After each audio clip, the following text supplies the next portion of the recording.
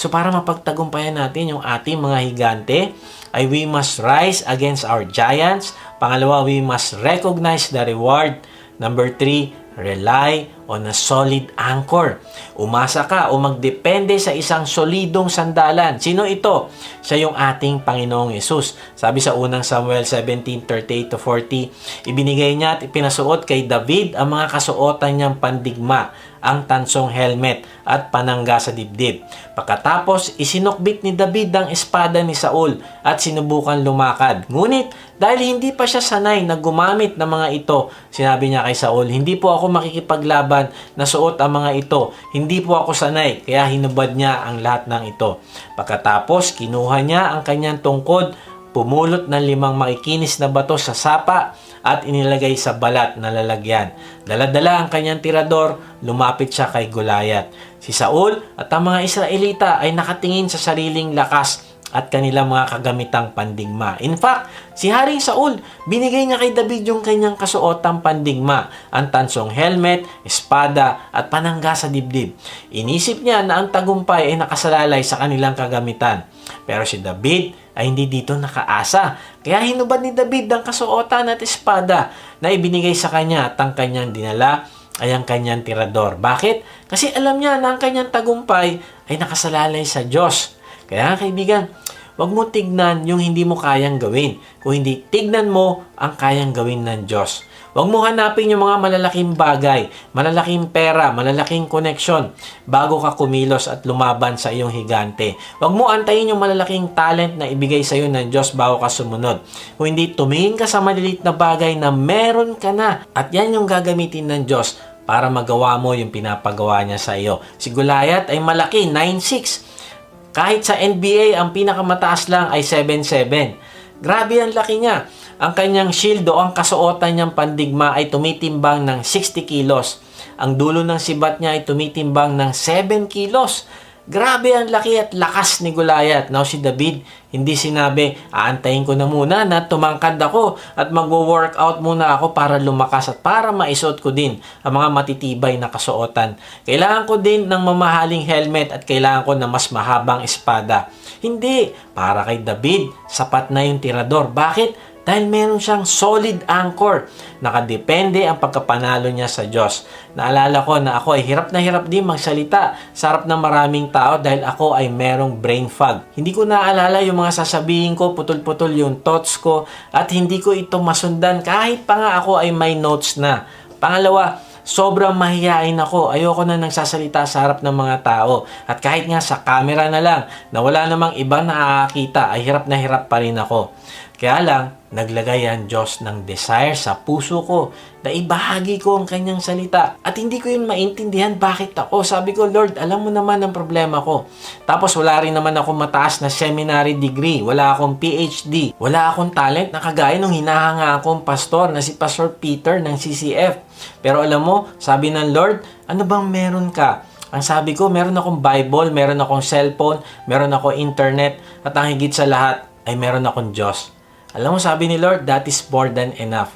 At by God's grace, nagsimula ako mag-vlog sa ating YouTube at Facebook at nakita ko na hindi ako yung nagtatrabaho kung hindi ang Diyos ang kumikilos. Bakit? Kasi may mga nagbabagong buhay. Ako wala naman akong kakayahang magbago ng buhay at ang Diyos lang ang makakagawa nun.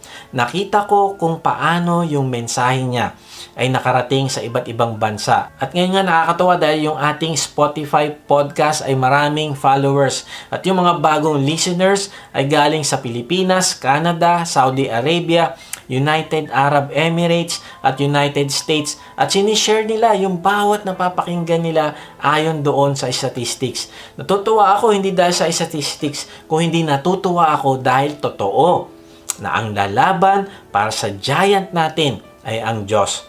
Narealize ko na ang kumakausap sa mga tao ay hindi ako. Not my ability, not my talent, not the video edit, but God and His Word. Kaibigan, anong nagiging hadlang para labanan mo ang iyong giant?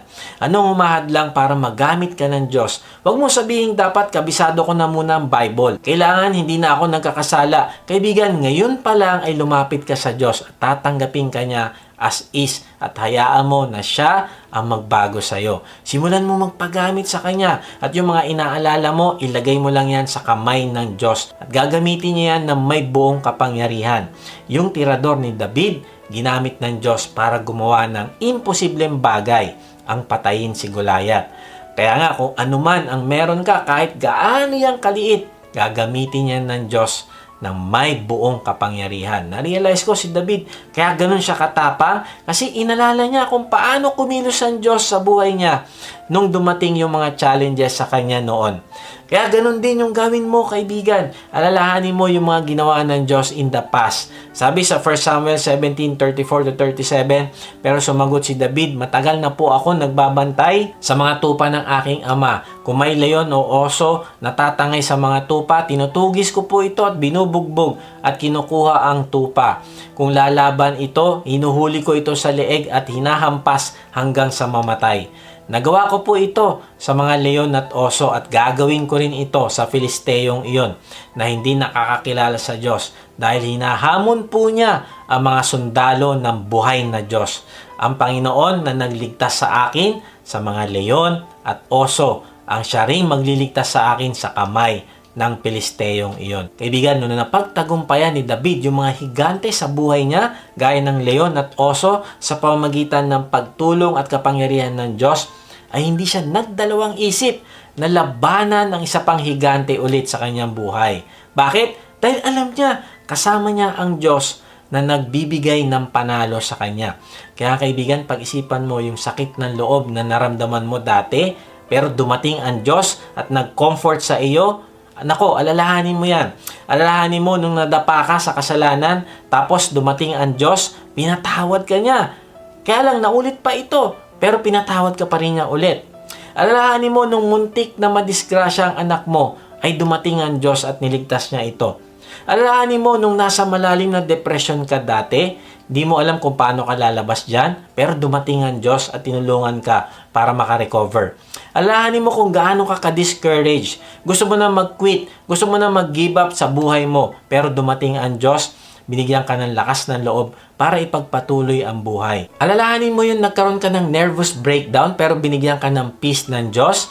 Peace that surpasses all understanding. Alalahanin mo nung naging restless ka, hindi ka makatulog pero binigyan ka ng peace ng Diyos. Sabi niya, I will keep you in perfect peace when your mind is focused on me and you are trusting me. Alalahanin mo nung nagkaroon ka ng problema na parang wala ng solusyon pero nabasa mo sa kanyang salita. Sabi niya, my grace is sufficient for you.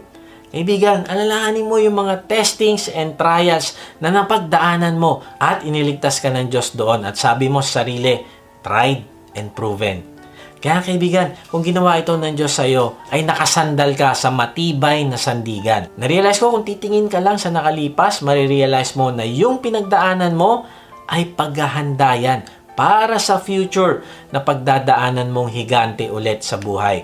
Kaya huwag mo kakalimutan yung past victories mo na tinulungan ka ng Diyos. Sabi sa unang Samuel 17:50-51, kaya tinalo ni David si Goliath sa pamamagitan lang ng tirador at isang bato. Napatay niya si Goliath kahit wala siyang dalang espada. Tumakbo siya papunta kay Goliath. Kinuha ang espada nito at pinugutan ito ng ulo. Na makita ng mga Filisteo na patay na ang mahusay nilang mandirigma, nagtakbuhan sila papalayo. Pansinin natin na hindi sinabing tumakbo palayo si David kay Goliath, kung hindi tumakbo siya palapit sa kanyang giant at kinuha niya yung espada mismo ni Goliath at yun yung pinampatay niya dito. Yung espada na yon, ang purpose ay para patayin si David. Pero para kay David, ang purpose ng espada na yon ay para ipakita ang kaluwalhatian ng Diyos. Kaya kaibigan, tandaan mo ito. God wants to take your mess and turn it into your message. Ang message mo ay ang Diyos ang sandigan ko, ang Diyos ang kumilos para tumulong sa akin at magtitiwala ako sa Kanya. Yun yung message mo. Yun yung magbibigay ng glory sa Diyos.